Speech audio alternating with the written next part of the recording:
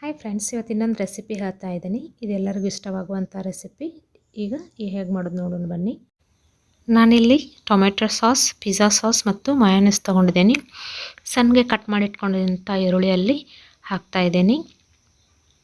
ಹಾಗೂ ಪನ್ನೀರ್ ಮತ್ತು ಚೀಸನ್ನು ಕೂಡ ಇದರಲ್ಲೇ ಹಾಕ್ತಾಯಿದ್ದೀನಿ. ರುಚಿಗೆ ತಕ್ಕಷ್ಟು ಉಪ್ಪು, ನೀವು ಬೇಕಾದರೆ ಅಚ್ಚ ಖಾರದ ಪುಡಿ ಹಾಕ್ಕೊಳ್ಬೋದು. ಸ್ವಲ್ಪ ಎಲ್ಲವನ್ನು ಸರಿಯಾಗಿ ಕಲಸಿ ಈಗ ನಾನು ಚಪಾತಿ ಮಾಡ್ಕೊಳ್ತಾ ಇದ್ದೀನಿ. ನೀವು ಪ್ಲೇನ್ ಚಪಾತಿ ಕೂಡ ಮಾಡ್ಕೊಳ್ಬೋದು. ನಾನಿಲ್ಲಿ ಸ್ವಲ್ಪ ಗೋಧಿ ಹಿಟ್ಟಿಗೆ ಉಪ್ಪು, ಖಾರ, ಕೊತ್ತಂಬರಿ ಹಾಕಿ ನಾದಿಟ್ಕೊಂಡಿದ್ದೀನಿ.